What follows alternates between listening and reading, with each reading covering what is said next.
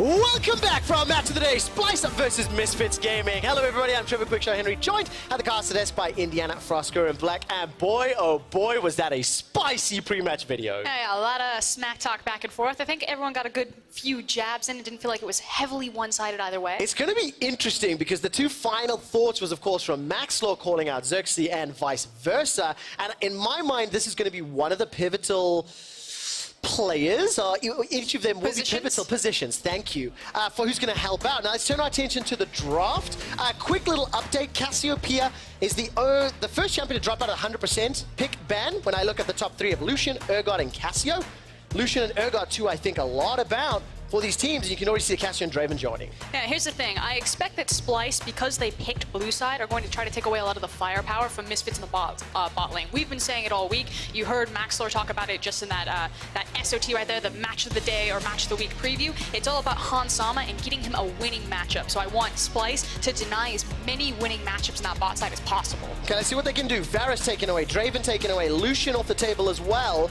But Urgot is open and available. Akali as well. You can see that Urgot has now been removed from the pool, but Lissandra is a question in my mind. Febiven yesterday had a phenomenal game, even though it didn't result in them winning this. And it kind of feels like Aatrox, Lissandra probably the much higher priority champion that's left up. I would expect it to be the first grab. Karthus may be a big switch. Okay, here's the thing about the Karthus. While it's still a flex pick, we have seen Jizuke play it in the mid lane position. I feel like it's still so risky to priority pick the Karthus because it relies so much on having strong laners around it. If they get dumpstered in the lane phase by picking things like Chase, having these strong 1v1s matchups, Xerxes won't be able to do anything on this champion. Ooh, okay, so laning phase and the drop. Let's see where the rest of the direction plays out. One of the things we talked a lot about in the build-up was this bottom lane. You can see the bottom lane focus in terms of bans. We've seen a lot of AD carries picked in the phase 1. So do they turn their attention there now? Kai'Sa's still up, Ezreal's still up as well. It puts pressure for Splyce to secure the Kai'Sa here because they don't want to just give Kai'Sa Alistar to Hans Sama or Gorilla, but because Misfits play also the Kalista with the Alistar, it's a lower priority for them. So we'll see if they take it now that it's given to them, or if they're willing to say, you know, we still have Kalista, we have Kai'Sa, we have Ezreal, you won't be able to ban and deny it, so we can actually grab something else here if we want. I think it's very important to recognize that with phase 2, pick 1 being in Misfits' favor, they can play a little bit with the draft. Couple seconds left. Tahm Kench now picked up by Norscare, and I believe Gorilla ran that yesterday, if I recall correctly. So a little bit of a denial there, and pretty much as expected there. Kai'Sa, they don't want to run the gamble, didn't want to risk going suboptimal ADC for their comp. But this is a very calculated response coming from Splyce. They knew that Alistar Kai'Sa was going to be a possibility, so by grabbing the Tahm Kench, they're saying that it's band-aid enough. We can give them this. We still have the option to grab things like the Ezreal. I would expect that Misfits would start to pinch that ADC pool since their bot lane matchup is so important for them, but they think Kench is enough to get them through it. Okay, now you talked about laning strength and how this will impact Xerxes' jungle. Aatrox is going to be pretty comfortable in most matchups. Going to be okay, I don't know. I mean, it's always going to be a skill check. DK is going to be a defensive support, so I'm not super confident we're going to get strong lanes just yet for Splyce. I think the scary thing is that it is the Tahm Kench, and with Varus, Draven, Ezreal, and Lucian banned, you need some sort of ADC to pair with him that Kaveh needs to pick up to give him some push or kill priority, because right now you are saying that you're just going to give a free lane to Gorilla and Hans Sama. Okay, so what direction does he go? I mean, Sivir, Kalista? If you want wave push, I mean, I don't know what options there are. I actually really would like a Sivir. I think it also works very well with Karthus. It's kind of like between a rock and a hard place. You use the Sivir ultimate on the Karthus, he drops the Wall of Pain, and then you just smash people in between the Defile, the Skittles, and the Wall of Pain. Okay, well, let's see if Splyce agree, or whether or not Misfits have another option. The last two bans is going to be Victor and Ezreal, then the Olaf and the Sylas taken away. Soaz, of course, ran that into Jace yesterday, was one of the contributing factors for the loss, and now we need to take a look. What will Febby be running in that mid lane, or Maxwell in the jungle? I expect Jace to go top, but it could go mid as well. It's a super easy, I mean, you have Kennen, Lissandra, or Sejuani picks left across the board, so it feels like we're still getting so many power picks falling through this draft phase. Do you like Soaz's Kennen? I like Kennen into Aatrox. Okay, good dodge of the question. We'll evaluate the answer to that one once we get in-game Frost. And now Kobe, as well as Norscare, will pick up the final two champs. Xerxes is most likely going to take that Karthus into the jungle. So Aatrox top, Syndra mid into the Jace. And the conundrum question, this draft phase started with a priority focus on 3 AD carries. And what is left for Kobe to run? Does he even stick with it? He could play a mage in the bot lane, but not expecting that to be the case. That would be a definitely left turn that I wouldn't expect. Yeah. Please just play volley bear. No. I mean, Jin, all right, if this gets locked in, it's a surprise. It's not the direction. It's also not the greatest wave push. What do you make? I do like the fact that Jin has long-range kind of fight starting potential if he starts a fight by opening up his curtain call. And again, if you think about between Syndra's Scat of the Week and Jin, you can open up so much space for Karthus and Aatrox to take over. I feel like this game is still really about the Syndra-Karthus duo, however. Okay, so Syndra Karthus, how well they combine, and of course Misfits will round out their draft now with the Zac. They step back, look holistically at what these two team comps want to do. Very different flavor of team compositions to what we've been seeing over the weekend, but a lot more diverse this weekend. So what do both team comps want to do to win? I mean, you kind of have the wombo combo coming out of the Misfits here. Normally they like to smack lane phase. They do have a lot of that potential anyway, and then once they hopefully get leads in the lane phase, their ability to snowball into first, second team fight, kind of around that 15 to 20 minute window is very strong. On the other side, it is really about ramp time. Level 6, level 9 on Syndra is going to be a big boon of power for them, and how they time that with Xerxes. I've heard that Xerxes is like the OG Karthus jungle. I know that Jankos broke out that champion on the competitive stage, but everyone says, nah, Xerxes is the real guy about Karthus. We have seen him play it before. He had ridiculous numbers, and he's going to have to put them up again if they want to make an impact in this game. Yeah, and of course, when you go back far enough, both in solo queue and in professional play, Xerxes has been one of the junglers that had built a reputation for being an innovator and bringing something new to the stage. Can he bring some success for Splyce? Both of these teams are fighting in what could be classified as the battle for 4th place. With Misfits losing yesterday and Splyce struggling a little, there's some question marks around who is the 4th best team, as both of these teams are fighting in that class. It still feels like we should really favor Misfits coming into this. Splyce had a very rough game, even though Misfits are on a current loss streak, so we'll see if Xerxes is able to pack that punch and lead his team to victory. What I really want to hone in, though, is that it feels like Misfits are kind of going back to basics, though. They still have a lot of power in that bottom lane with the Kai'Sa Alistar, and then you throw the Zac on top of it at level 5. The gank potential is massive there. You know that they like to snowball Hansama.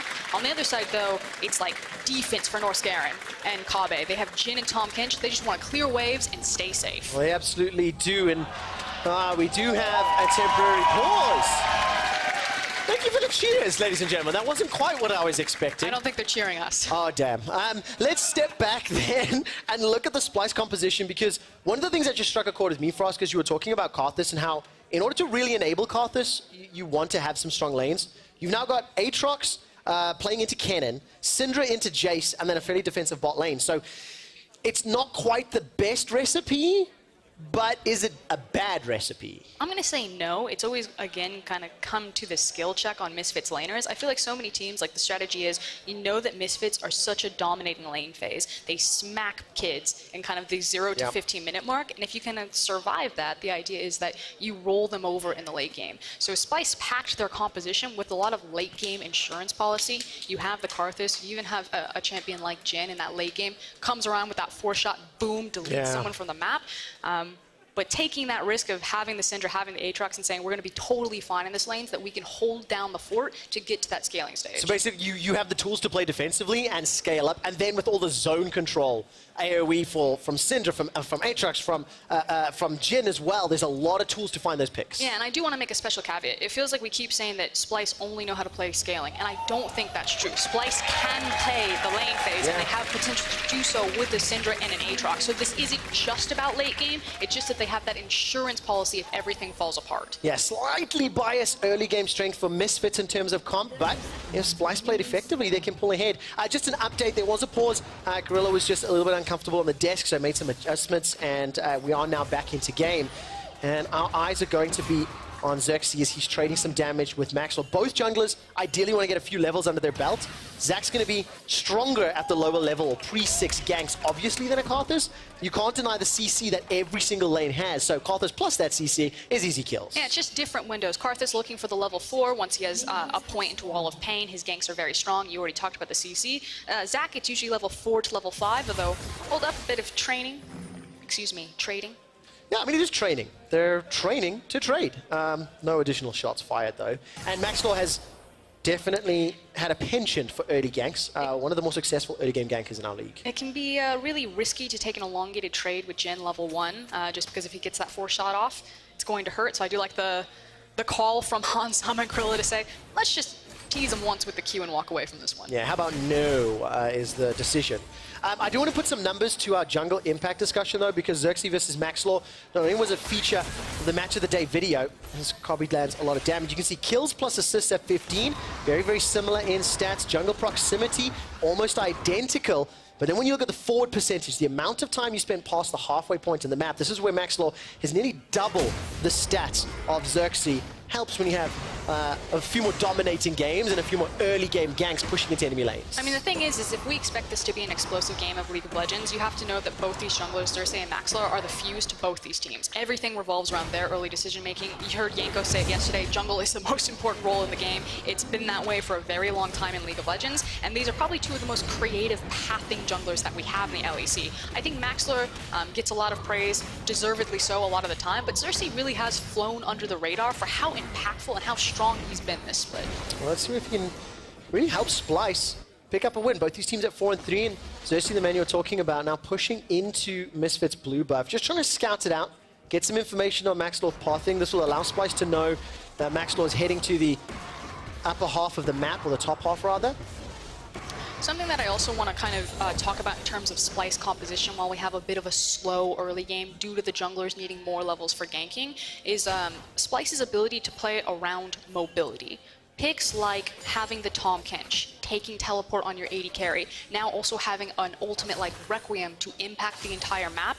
We talk all the time how they are a very macro-focused team. It's not necessarily about their mechanical flexing in those dueling stages, but how they play the map. They always load all of their compositions with so many tools to make very fast rotations around the map.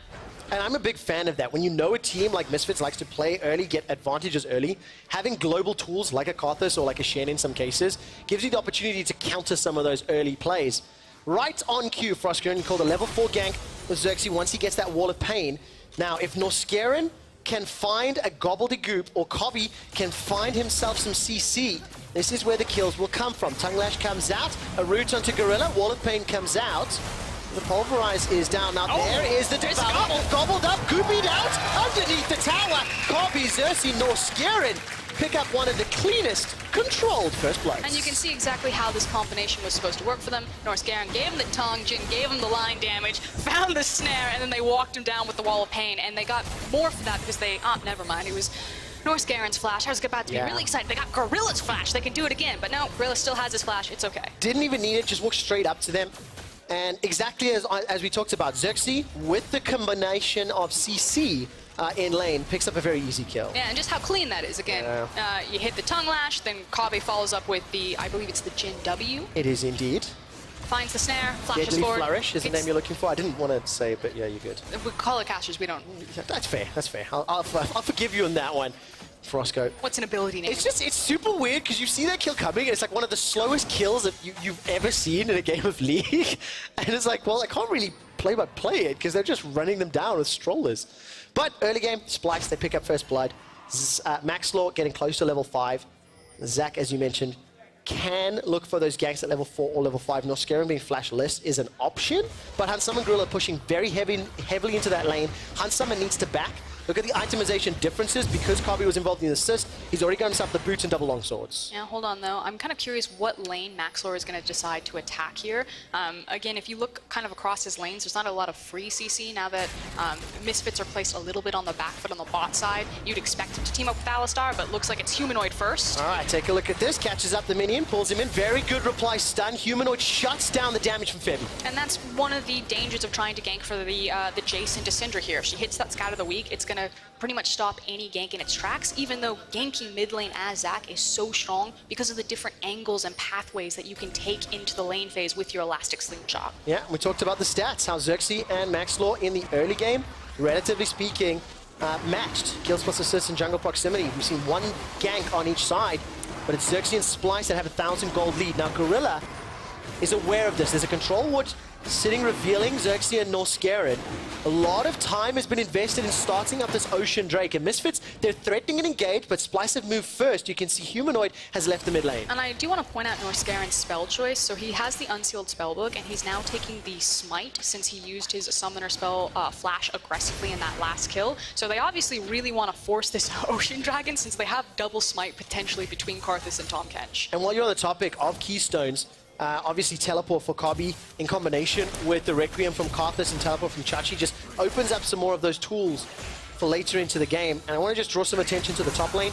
Soaz is currently 63 CS up to 49. He has been pushing Vizichachi in over and over and over in a matchup, and I quote was, "I like Kennen into Aatrox, but was not yet willing to comment on Soaz's Kennen into Aatrox." So I would like you to go on the record as we see the game play out. I am feeling Soaz's Kennen right now into Vizichachi's Aatrox so far. So far, great. I'll take that, and we'll keep checking in on this. And the only reason I'm making a bit of a joke about it is when Soaz put Kennen into Expect Urgot about 2 weeks ago, he made a few poor decisions and got really, really badly punished, and it's what allowed XL to run down Misfits and actually pick up one of the wins, or one of the ways.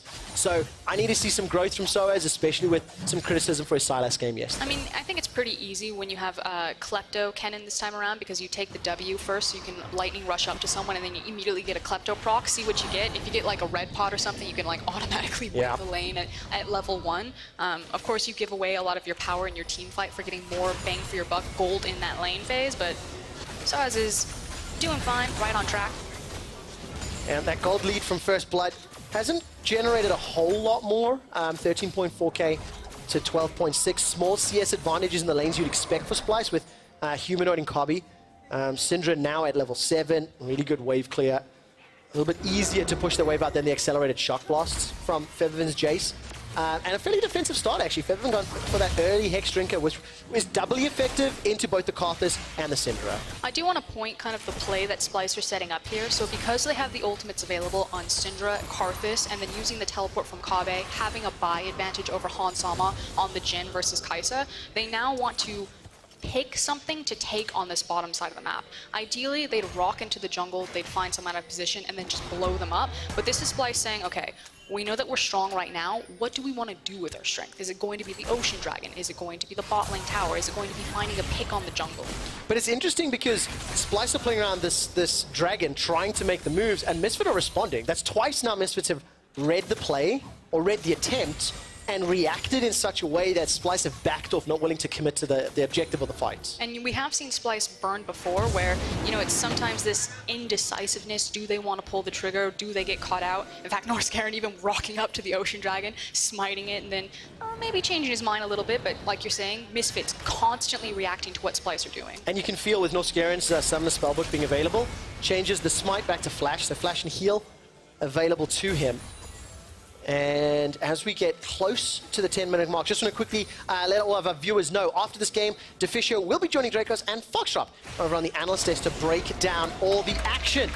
I intentionally had to not be there, okay? And we'll get back into the matchup. Is that why they swapped you to caster desk?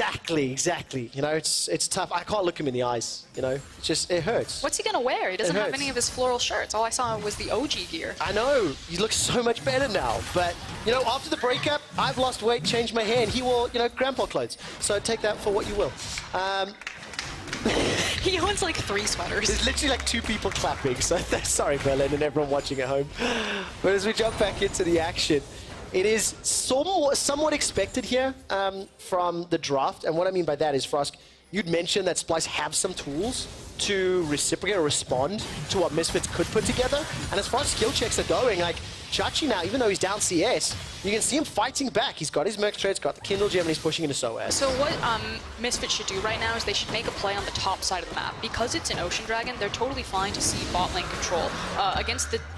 Let's take a look at this. Very good scan of the week. Interrupts the knockup. Humanoid runs for his life right now. Presses R. Requiem's not going to have enough damage, I don't think. for Xerxes to get the kill, and Humanoid escapes with his life. I mean, I like it. They looked mid, they thought he caught him out, but Humanoid, some fancy footwork. Do burn the flash, though, so still a win for Misfits. Yes, they lose the Ocean Drake.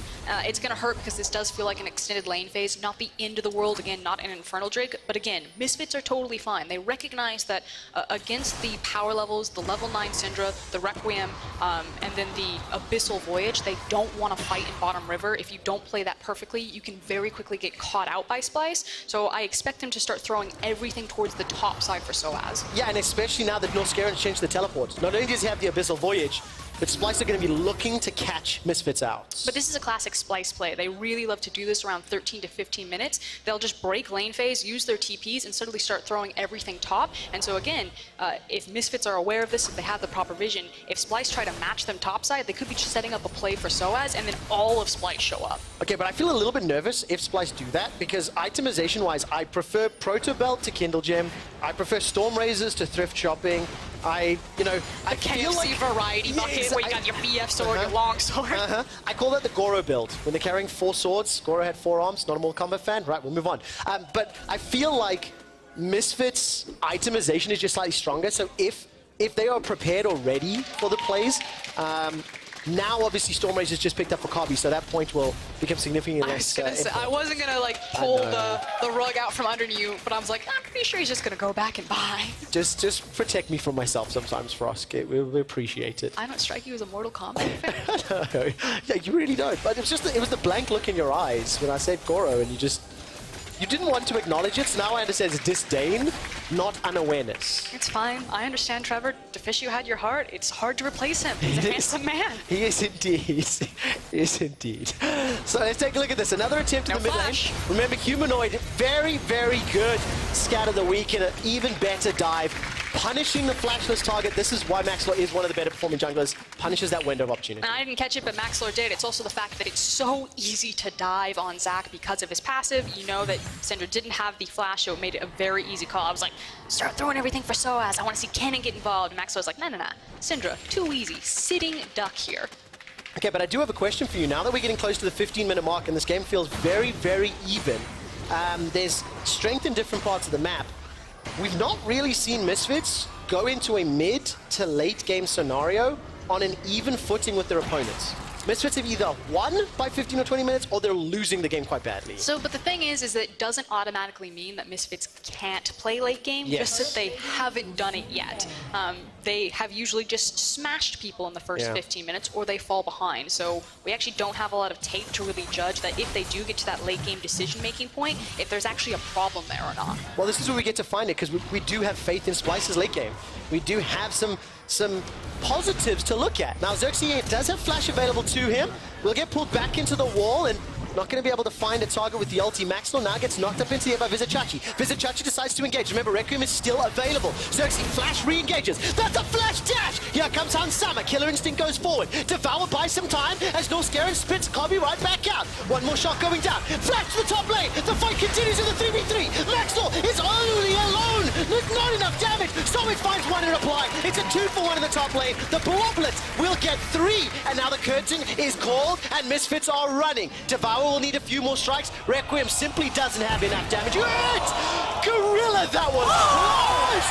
How the hell did that happen? Kabi finds a kill. Look top, look bot. Now back to me across the map. Splyce smash Misfits and on the Rift Herald as well. Not only that, but they push the waves into both towers, top and mid. This is actually a huge loss for Misfits, and you can see that in the gold very early in this game, swinging towards Splyce. Ladies and gentlemen, cue the caster curse memes. We just said we want to watch late game. We just said we want to evaluate decision making. And Splyce get 4 kills, the Rift Herald, a 2,000 gold lead, and they are now in control.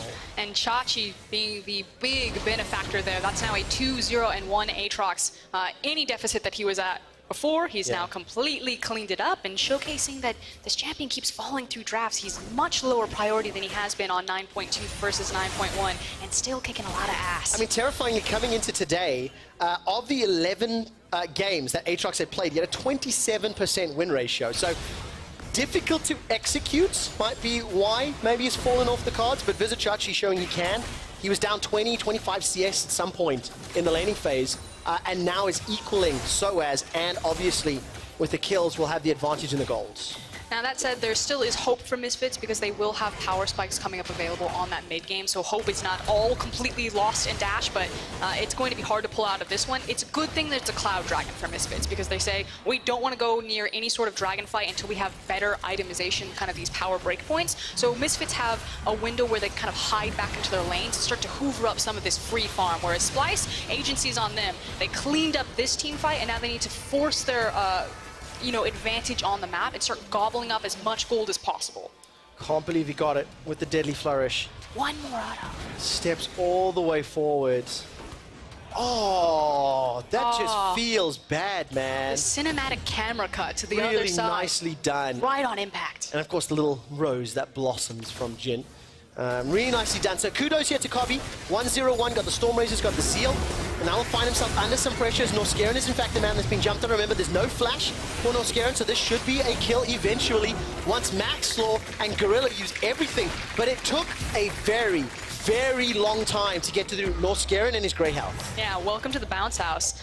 Misfits found that they had the numbers advantage, they knew that they had the CC, and they punished the flashless Tom Kench. See if Maxlor continues to snowball this. Syndra does have flash this time around. I actually think Maxlor is caught coming around this corner. Yeah, it feels to be the case.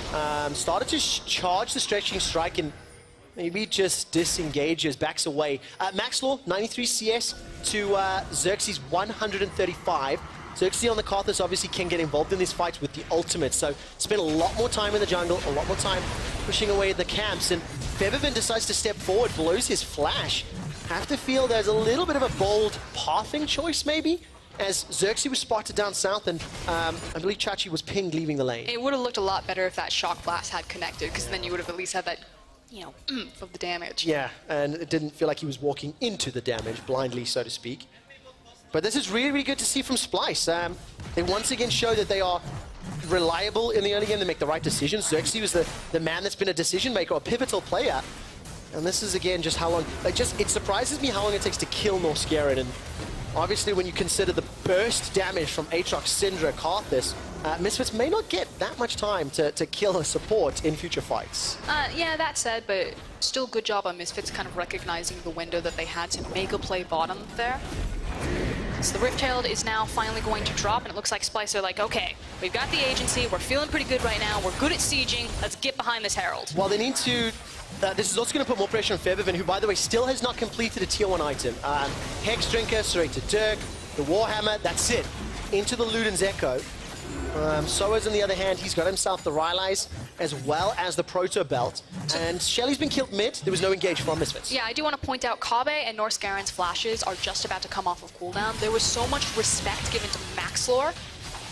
Oh, a lot of damage from Soaz, but here comes Maxlor and Xerxes. Stretching Strike is channeled, but not going to be committing onto Chachi. Okay, back to that mid play. There was so much respect giving to Maxlor because they knew that Zac had cheated over to the side. He was spotted out by Karthus. Yeah, thank you very much. We are now looking at the POV of Gorilla. You can check that out over at twitch.tv/RightGames2. And Gorilla's doing what he can. I love his engages on Alistar. Yeah, and we're also sitting right next to the Misfits bench, and in this arena, you can hear Gorilla shouting out commands. He is very loud, very vocal, so we're now back live. And we are on. Maxwell escapes with his life, forced to use Let's Bounce defensively, and just realized that after giving you some sass for the Jin W earlier, I've been getting my Zac spells wrong. It's Elastic Slingshot that he's been charging up, not his Stretching Strike. So disappointed in myself for us. Isn't the Stretching Strike just a Q? It is indeed. And it's his ears pulling forward. So I just want to apologize to the viewers for saying the wrong spell names on my own behalf. When you're corrected on spell names by a color caster. Exactly. It's pretty depressing. But we're getting into 20 minutes now, and that 2,000 gold lead from 6 minutes ago feels less worrying, feels less damning. I just wanted to dramatize it a little, and we get to see now what Misfits can do. 1,500 gold, Ghostblade picked up for Febiven, and it's not the most exciting of Drakes to fight around, so top and bottom towers is going to be probably the focus for Misfits and trying to get some control back. What Misfits are trying to do is just open up free farm and start funneling that onto the champions who need it. So swapping lanes, putting Soaz in the mid lane, making sure that Febiven, I think he got a mid wave and then rotated topside, also picked that one up. You can see that he finally has a completed item, so no longer just sitting on a bunch of components. And Jace was slowed down a little bit in this game, but now right back on track and will be hitting pretty hard for at least the next 5 minutes. How do you want to see Splyce playing out some of these team fights or these next few minutes? Because they don't have like a traditional engage type champion. It's pick, Syndra, Jhin, I can see that working, or a flank maybe from TK. It means that Splyce have to have a lot of agency when they're trying to identify what objective they want on the map. If that's a tower, if that's a dragon, if that's a baron, and that they need to move into the area and force Misfits to respond to them. If Splyce just kind of sit back and wait, their composition's not going to have a lot of oomph around it, but if they move into these objectives and control the vision and have Misfits walk into them, they'll feel a lot more comfortable. Exactly what Splyce have just done. If you look at the minimap, littered with control wards, with pressure in the bot lane, Kobe's got the rapid fire cannon. He's pushing onto the tower. So as Misfits try to defend there, it's an uncontested Drake, the second of the game, in favor of Splyce. And that mid-outer turret is just ripe for the taking. Very, very low. Small item difference, obviously, in the AD carries is Hansama. He's gone for the Rage Blade after Stormrazor, so starting to scale up on that Kai'Sa. Yeah, pretty standard itemization path for both marksmen. Now the thing is while that mid tower is the easiest next objective for Splyce to approach and take, Stiff Breeze will knock that down, they have to be so conscientious about their flanking vision. You can see Maxlor already placing defensive control wards, starting to clear it all out, and it makes it so dangerous for Splyce to ever approach that structure. So while we see it, Splyce see it, Misfits also see it, and they're trying to make this mid tower a trap. And traps are only as good as the follow-up afterwards. If you can get something in the line of sight, Misfits still have to execute the fight well. Marginally behind in gold. Duskblade of Drakthar now picked up for Febiven. That's his second item completion. And I'm going to just bring us back to the story that Misfits, we've not seen them play late game. And they are coming up against a team that has shown to be, respectful and decent in the late game. Trap not going to be pulled this time around. Misfits weren't ready for it. But it is very interesting to me that the two teams that are currently fighting to prove they belong in the top 4 are now going into this 25-minute phase on a very even footing. Outer towers down, all of them for Misfits, and only one remaining for Splyce. So it's a very, very close game as we're halfway through day 2 in week 4. And I've had a lot of questions about Splyce's ability to team fight. They've had a lot of inconsistencies. Sometimes when they team fight, it looks phenomenal. Other times, some of their target selection is wrong. Sometimes how they're layering their cooldowns is a bit questionable. So I really want to see them continue to improve that aspect of their gameplay if they really do want to break into kind of that top echelon of teams. On the other side, like you said, we really don't have any tape of Misfits playing successfully at this point in the game. So now I'm just taking notes. How do Misfits actually look when they are close to even coming into a mid-game? I just have this feeling this team fight could be very difficult for Splyce to pull off. It's a kind of non-traditional type of comp, or one that we don't see a huge amount. So you have to evaluate it under different circumstances that you would a team that is like a traditional tank and frontline, for example. I think it takes a bit more patience. Again, you're kind of playing with your non-committal damage or CC, kind of throwing out, going fishing, seeing what you catch, and then whittling down your opponents versus the wombo combo of Zac and Alistar. There's a wombo combo potentially on the card. Soaz is teleported in behind Xerxes, and Febi has almost already killed him. That's a flash over the wall. It's the slicing maelstrom. Protobelt forward. First kill onto Humanoid. He didn't even scat check with a press R. That's a double kill for Febiven. Xerxes running for his life, and the Requiem's available, but nobody's low enough damage. Chachi gets knocked up into the air by the elastic slingshot, pulled backwards by the stretching strike. And with the passive going down, Xerxes will try get some damage with those layaways. Requiem is channeling cannon pop. Maxwell not enough just yet, but Chachi will at least get the Zac passive, and that is an ace for Misfits. And it was a hard team fight to execute. It didn't help that Splyce were completely caught out of position. So much cleaner from Misfits, and a very easy rotation into a Baron. We said that their composition wasn't down out yet. They were going to have this very strong pocket between 20 to 25 minutes, and they're still in it. Wow, very, very nicely done. Misfits pick up a phenomenal fight. The Baron, and there's, of course, the gold lead as well. And this replay is brought to you by Alienware. And look at how much is expended to save Private Xerxes. He actually gets chunked out really low, and Norscarin is going to gobble him up and then just try to get this Karthus into safety. Febiven doing massive damage. But because so much is expended just trying to get the Karthus out, he's not doing any damage here. So Misfits are just going nuts, while Xerxes is not contributing at all to his team. He just dropped a Skittle on the creep wave. He'll press his ultimate at the very end, but too little too late.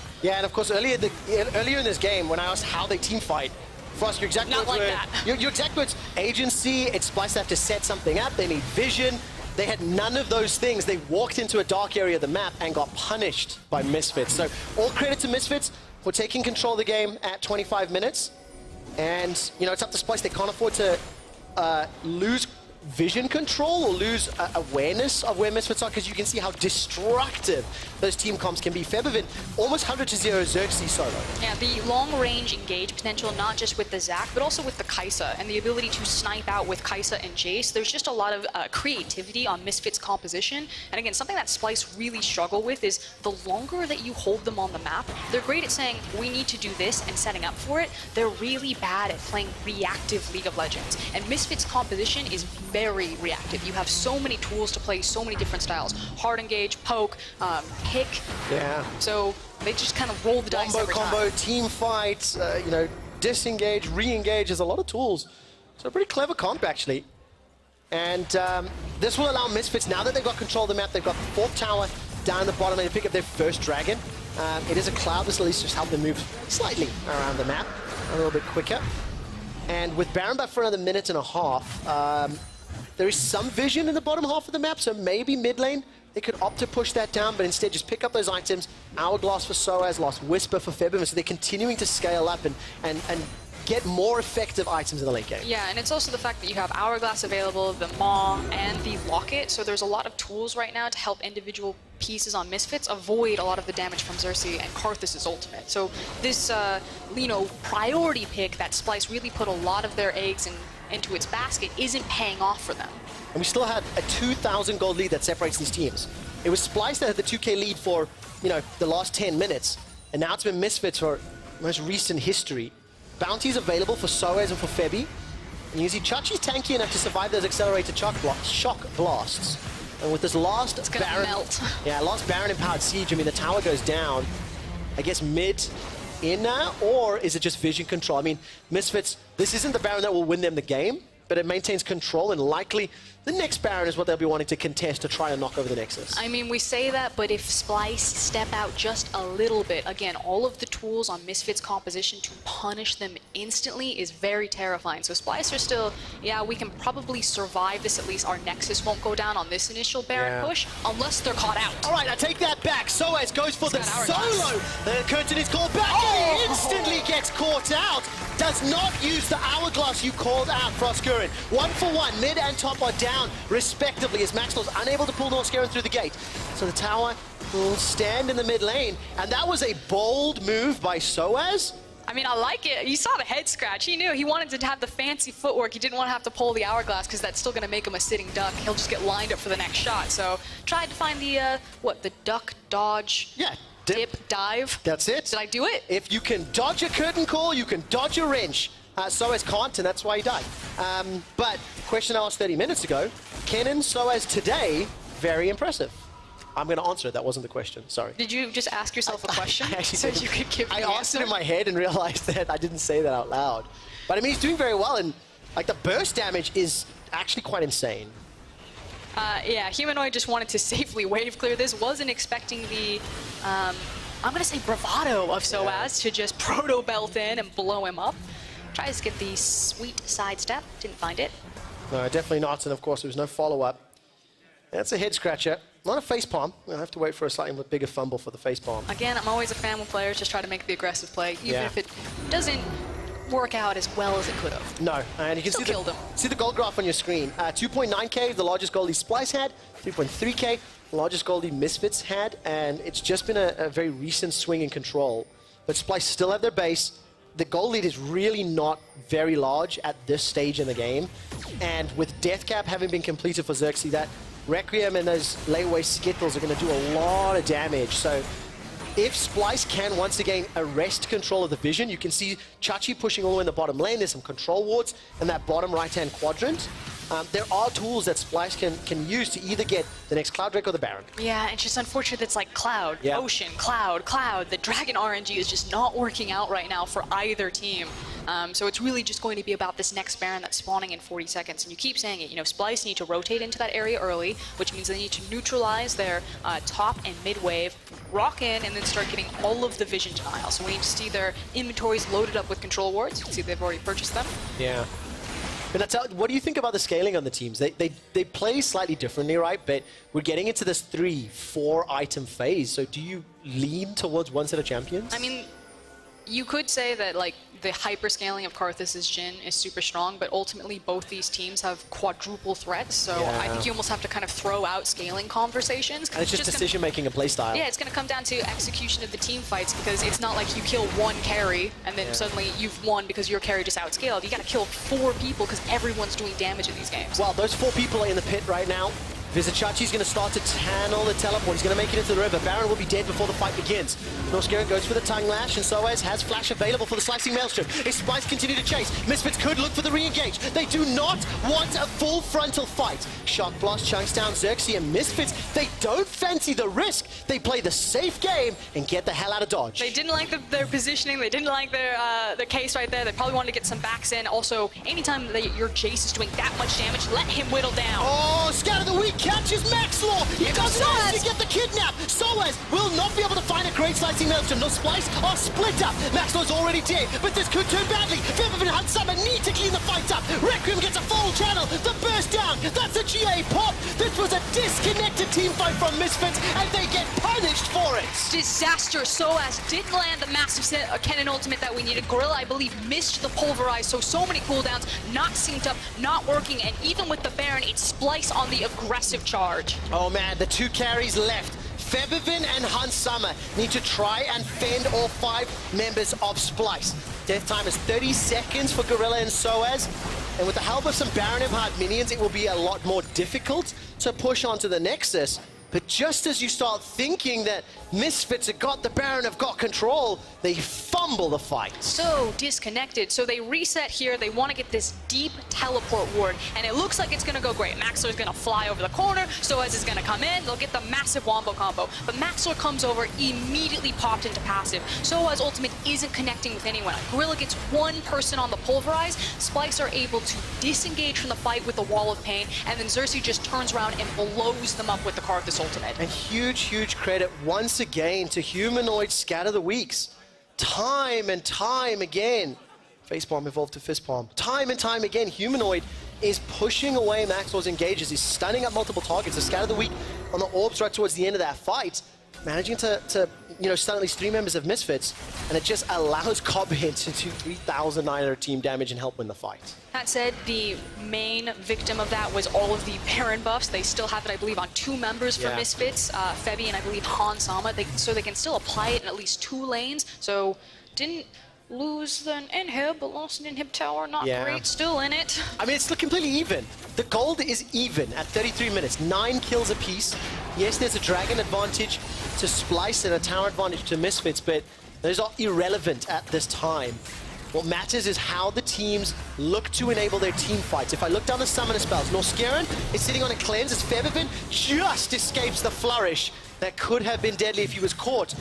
Looking at teleports, it's only Cobby on the side of Splyce that has one, and obviously Febi being flashless, that could be problematic as the next few fights will roll around. I also want to talk about that choice of target right there. The fact that they see that Chachi is not overextended, but kind of available, and that Misfits decide to pull the trigger and jump on him. Maybe just saying, if we get lucky, we can pop the GA, but that's Zac without his passive, and that's an Aatrox with the GA. He's still going to take forever to kill, so I'm just kind of questioning, what the communication is like for Misfits in these late game decisions, and that could have gone very wrong if they had continued to overcommit on trying to snipe off Aatrox there. Yeah, something we'll just have to investigate with the team and the players. And this is one of the closest games that we've had all split long. At 35 minutes in, teams to be very even in gold, and they just keep trading control, like checkers, just taking pieces off the board until eventually we see who makes the final play. And it's going to come down to who's actually going to execute these team fights properly this time around. Feels like it was a misexecution last time from Misfits that Splyce got the better of them, but we've seen both teams kind of fumble team fights this game, and it's going to come out to who's going to be clutch. You would assume that Splyce would feel much better in this pocket around the 35-minute mark. This is where their like bread and butter is. They're so used to playing the game here. And of course, Xerxes getting closer and closer to what I would expect. Yeah, Void Staff. He's got himself that blasting one right now, and does need to pick himself up some additional farm. 4 items in for our 80 carries. Static Shiv, Rapid Fire, Storm Razors, Eye Edge for copy. He's got himself a QSS as well. Just help a little bit. Try and get some of the CC from like the Soaz and Burst. GA for Hans Summer, so that could be pivotal into the Requiems. It's just a very different game for both these ADCs, Yeah. Kai'Sa versus Jen. Kai'Sa usually has to play front to back unless you get a super safe wombo combo where you can just zip into that back line, possibly with the Zac. So I think maybe if Febiven gets like a massive shock blast, Hansama might feel comfortable going for a backline play, but otherwise he kind of just wants to walk through with Kai'Sa's damage. I mean, if Kai'Sa can jump in with Soaz's Kennen and Maxlaw's Zac, that creates so much CC. I can see that being one of the tools, but we saw how Soaz and Maxlaw fumbled it in that mid lane, so the margin for error is so fine. It's also just very scary to do that as the ADC against a Syndra. She has longer range than you do, and if you jump in right into a Scout of the Week, and Humanoid has been so good on hitting those on key targets. Yes. Yeah, no, I agree. And it just goes back to the teams have to execute their team comps correctly. And for Splyce, that means setup, that means planning, that means the word you used earlier was agency, so they need to be the ones in control. They don't have that right now. If you look at the minimap, what happened last time that allowed Splyce to make the play, Chachi pushed out bottom, he extended the vision deeper into Misfits territory, and then allowed it to push to the inner turret and then eventually TP for the play. So it looks like they're starting to do that now. You can see Splyce. They need control, they need vision to make the informed decision for the next Baron fight. And it's not just vision, it's vision denial. They want to make sure that Misfits are jumping in dark. Again, long range engage between the Zac and the Alistar. They want to make sure that Misfits don't have the information to feel comfortable making that type of engage. And at this point in the game, this late, with the 80 carries these stacked in their items, you leave a Baron alone for 10 seconds and it's gone. Yeah, now the one thing you do need to keep your eye on here, everyone has their flash except Febiven. So if a challenge in the Baron pit breaks out shortly, which it feels like is coming, that's obviously going to be one of the key targets, or one of the primary targets, especially with Xerxes having completed his Void Staff, Humanoid sitting on those double, need to see large rods, so he would like a little bit more time before he can upgrade those. We are still seeing an incredibly close game, and this is exactly what Splyce want. They have the options to initiate. The chains will pull back Gorilla, but there was no CC connecting onto members of Misfits, and now it's up to Misfits to be creative, to use that long-range engage through the vision of Splyce and to find those targets. Also for Splyce, risky. Starting inside the Baron pit with Zac and Kennen, and Jace's value goes higher. Double smite though, Norse Garen has it available. Okay, so they're going to attempt the rush down. Maxlaw's waiting north of the pit. Splyce realize they don't want to be caught inside the electrical bounce house. If Kennen and Zac engage and Splyce, they back away.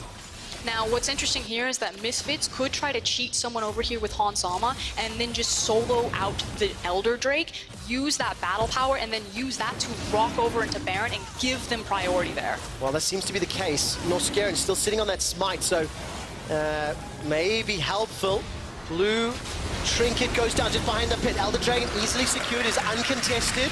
And Misfits in control now. And this is a perfect example. Again, Splyce are excellent at recognizing we need the Baron. This is what we do. We clear out the vision. As soon as it extends them on the map and they have to juggle more than one objective, they start to fall behind. They're not able to adapt. They're not able to be creative as Misfits are to say, just zone them off, Baron. We'll take Elder. All right, now Misfits are being creative. Soaz is going bot lane. He's going straight for the base. Baron is going to get rushed down, burst down, and blown up. You said 10 seconds. Frost took about 6. Baron secured. Look at Soaz. Didn't even contest, and there's empowered recalls. Soaz should still be able to get out. He gets the inhibitor, and I think he's going to look for the executor. Is he going to try to escape this? He's running to his team. Here comes Gorilla. If there was any player who would bet money would escape a life-threatening situation, Soaz is the man that you would bet it on.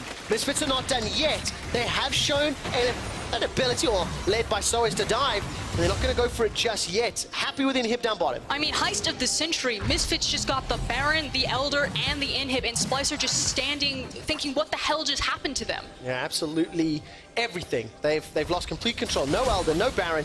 Super's in the bottom lane. And Misfits have got themselves a couple of minutes to play with to siege down these last bases. I mean, just a beautiful call. And I think that's where the strength of Misfits roster will shine.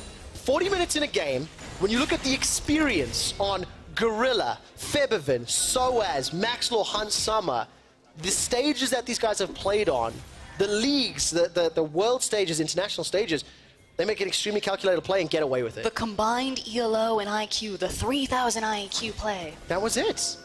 Yeah, because I got 3 objectives off of it. Somebody needs to put that in grayscale. Frostgurin, face looks at Misfits. It's like the 3,000 IQ play. I look at them With dreamily. There we go, with an Elder, a Baron, and this is of course the 30 IQ play as Gorilla gets caught out, eats a lot of CC, and fortunately, thanks to his ultimate, is able to walk away. But let's see if Misfits are able to more safely play with an advantage, because we have seen some fumbles from both of these teams, and I still don't feel like Misfits are absolutely going to win this game. A lot of damage onto Humanoid as he's now zoned away. Maxwell continues to get chunked down. That was really good from Soaz there to threaten the fact that, okay, if you go in on my jungler right there, Maxlor thinks he's cut out, I will ult you. So I'm going to say he saved Maxlor there. He got all of Splyce to back up back into their base. All right, Soaz is sitting with a Proto Belt, and his ultimate flash is on cooldown. So at least the flash slicing Maelstrom's not going to be able to happen. Maxlaw may start to channel that stretching strike. Humanoid Scout of the Week this time round does not find a target, but look at the bottom lane. Soaz is battling with Vizichachi, ushering the super minions into the base. Once the supers are inside, it allows additional time in mid and top. Yeah, we're just slowly whittling Splyce down, although they have caught them out. All right, they have indeed. Febivin is blown up. Stat check success for Humanoid. That is a kill. Now the curtain is called, and Gorilla and Maxlaw are able to escape. They dodge the first 2 shots, the 4th goes wide. There simply wasn't enough else, but the mid inhibitor turret has fallen. I think Soaz, does he know that Chachi's there? Not just yet. May not have. He's deciding to back away, so they get the base objective. But again, it's like 2 steps forward, 1 step back for Misfits. It's just been very slow, very stop and go, Simon says, if you will. Credit to Humanoid finding the pick on Febivin. The idea there is that you constantly throw out the Kaisa W, you constantly throw out the Shock Blast. If you like what you start to pick away, then you go for the engage. Fortunately, caught up in the CC, immediately deleted by a late game Syndra, and then once you burn the Zac ultimate and you don't have your Jace available, you lose all of your pressure with the Baron, and we might actually be going for a 3rd Baron repeat. Well, it feels to be the case. 80,000 gold for Splyce, 81,000 gold for Misfits. I mean, gold doesn't matter at this point. It doesn't, no. And I think that's been the case for about the last 20 at least. It is purely about execution, and it is actually very, very fun to watch a game where 2 stylistically different team compositions get to show both the strengths and weaknesses of their composition. The terrifying thing is always going to be the late game Karthus, though. We talk about this all the time. When Karthus is in game, he puts a timer on the game because he can just win you fights before they begin, depending on how much damage his Requiem is going to do. I haven't seen him press R in a while, but if it packs a significant punch, Splyce should just start forcing fights on that. Did you see that? Hunt Summer walks up, presses WQ, and Copy loses 50% of his HP. Let's Bounce does nothing as members of Splyce are able to escape with their life. Humanoid flashes away. Soaz is just obliterated. So much burst damage, but here comes Chachi. Requiem hasn't even been used yet. Chachi's passive is still available through the World Ender. Now Gorilla's in trouble. Requiem comes down, and this is going to hurt a lot as Misfits continue to escape. Gorilla did go golden, the curtain is called backwards, no targets available. Febivin chunked down at 30%. Baron is up in a minute, Elder in 50, but can they win the game? Yeah, they're using Redemption onto the minion wave, making sure that it's very healthy. They know that it's, what, 35 on Soaz, 46 on Gorilla. They could go for the end here. They hit towers like a truck. Oh my word, 5 versus 3. Hunt Summer's going to GA, so call it 5 versus 3.5. Hunt Summer's going to try to wave clear. The towers are starting to fall. The minions need to die. Febivin's being pushed backwards as the weak is being scattered. Febivin jumps back in. Here comes Maxwell. They're trying to just buy some time. They need Febby and Soaz to come back in. Devour used to save some time, as well as Norskaran pushing onto the Bloblets. This is another kill for Misfits. They take down Maxwell. Soaz is up in a few. Splyce may have done it. They've got Hunt Summer. Killer 4-6 the back line. GA pops it. Splyce onto the Nexus turret number 2. Here comes Soaz. Slicing Maelstrom's available. Devoured by some time. Soaz gets one. But now the 3 members of Splyce turn back around. Featherman is already dead again. He's going to be re-engaged in a second. Soaz get popped down. Splyce have done it. Here comes Gorilla now, but he simply cannot save the Nexus against 3 members. Gets the pulverized down onto the ground. Kobe's pushing him backwards. There will be another kill here for Splyce. As Kobe, Vizicachi, and Norse Garen will be waving the Splyce flag high, taking down Misfits. It felt like the tortoise versus the hare, the slow and steady Splyce versus the very fast Misfits. Splyce, for whatever reason, they tend to stall the game, they pulled it out where they were comfortable, and they executed when it mattered. Super, super interesting game to watch. Splyce end up picking up the win in 45 minutes and 8 seconds. They set the record yesterday for the longest game of the spring split at 45:50. And we get our first taste test of what Misfits look like in an even footing late game. Unfortunately, a lot of individual mistakes. I think that game had it all. You had some miracle moments from both teams, Splyce and Misfits. You had some head scratchers where, you know, things didn't quite align or go to its plan. I'm super excited to see Splyce execute on such a difficult to execute team composition. I think it was much harder to do than just a pretty standard wombo combo where you just throw everything in. And it was actually very interesting because in the draft, I personally felt that like the Karthus pick could have been one of the problem makers, and while it was definitely an impact, especially in limiting Misfits' decision making. You know, you never want to pick a fight unless you're 100% sure Requiem's not going to kill you. You know, the threat of that. And towards the end of the game, look, Xerxes had a 2-2-10. His team was involved in 17 kills. Just the threat of Requiem and the impact it has on your decision-making cannot be understated. Yeah, I mean, I agree. Xerxes on Karthus, we said he's like the OG, but I have to give it to Humanoid. The amount of times that he stalled out Misfits trying to look for hard engages with the Syndra, hitting the scatter of the week when it mattered. Norse Garen, I believe, gobbled up Kabe as Hansama went to find a snipe in that last team fight, repositioning his ADC. Everyone at every point in this game from Splyce stepped up and was that X factor to take them into the conversation of top 4. It is such a difficult game to break down. That last team fight, for example, inside the base, multiple revives from the Misfits squad, multiple saves from Norse Garen, the threats, the disengages. Feb even tried to pull attention from the team, you know, heading north to the top inhibitor, and it's just, there are so many decisions you have to make, and you can't quite see the ripple effect 7 decisions later. Yeah, and the fact that, again, my praise to Humanoid, the fact that it was him who caught out Featherman when Misfits were sieging with that second Baron, blowing up the Jace, and then suddenly turning it where Splyce had tempo, had momentum, we're back on offense to run it back up that mid lane. Yeah.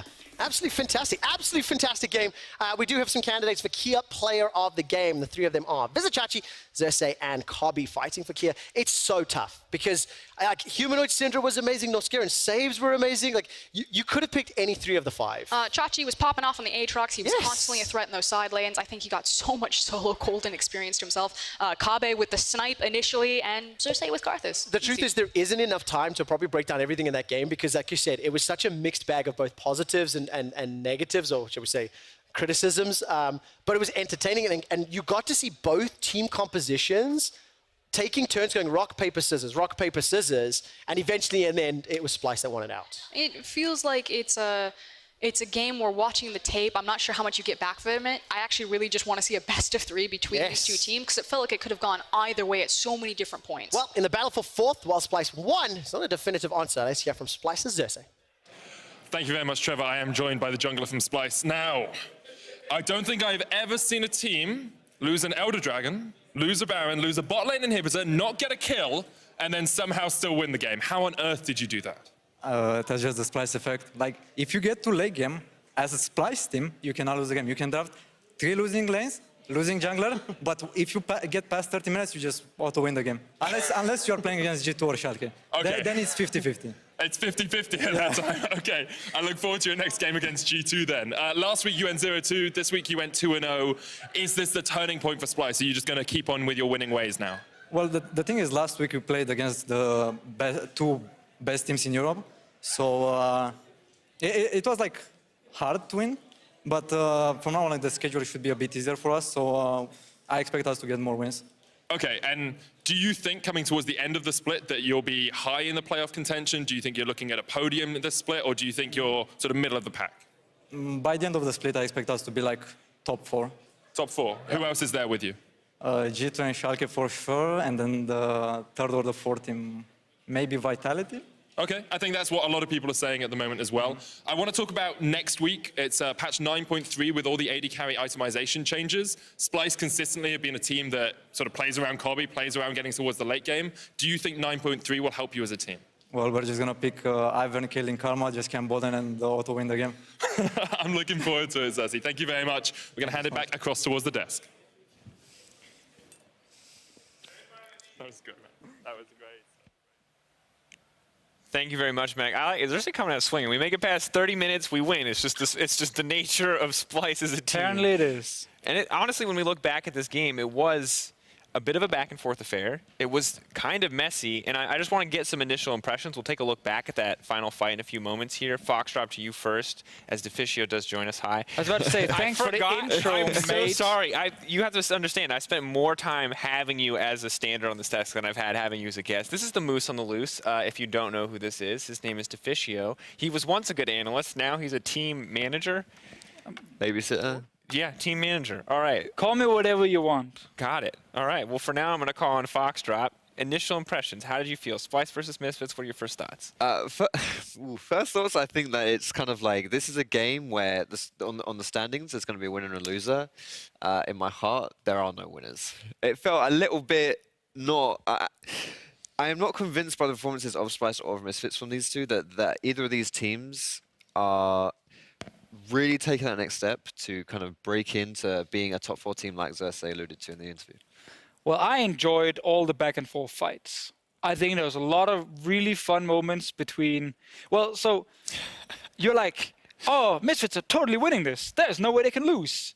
So was TP's bot lane. You're like, this is great. He's going to take everything. And then they, for some reason, don't manage to end the game there. And Splyce suddenly get a fight. They actually catch out Soaz, who's been the best player, and take him down before the final one.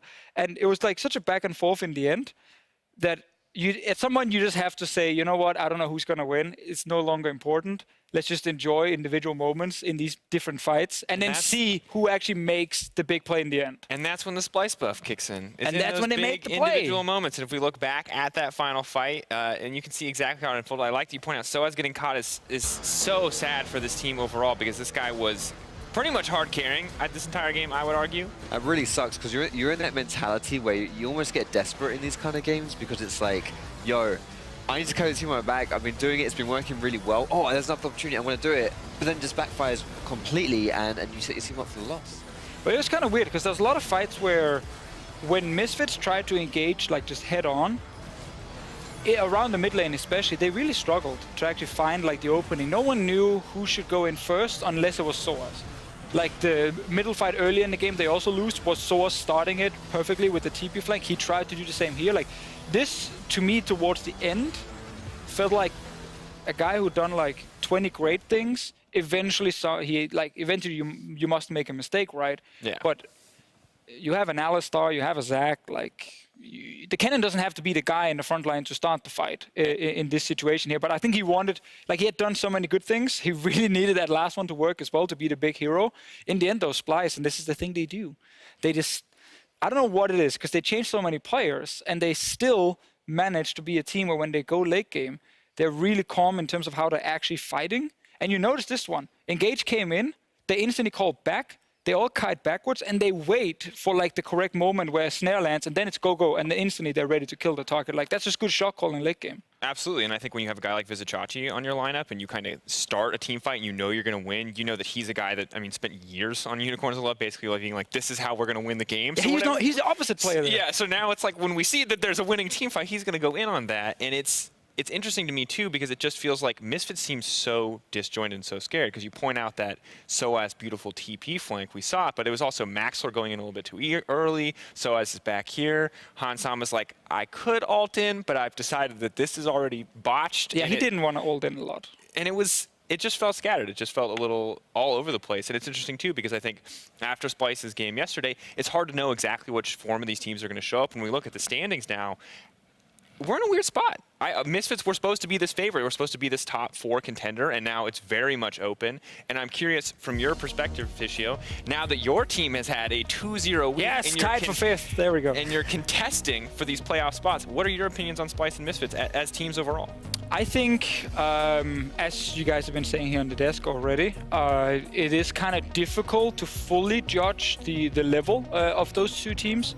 I think Misfits suffer a little bit from some of the same issues we maybe have had, where it's a lot of new players being put together, and there's certain things that work extremely well, but you try to do a lot of different things to figure out, are there other ways we can actually play the game? And then you realize, okay, this is a little bit harder, maybe due to synergy, communication, whatever it is.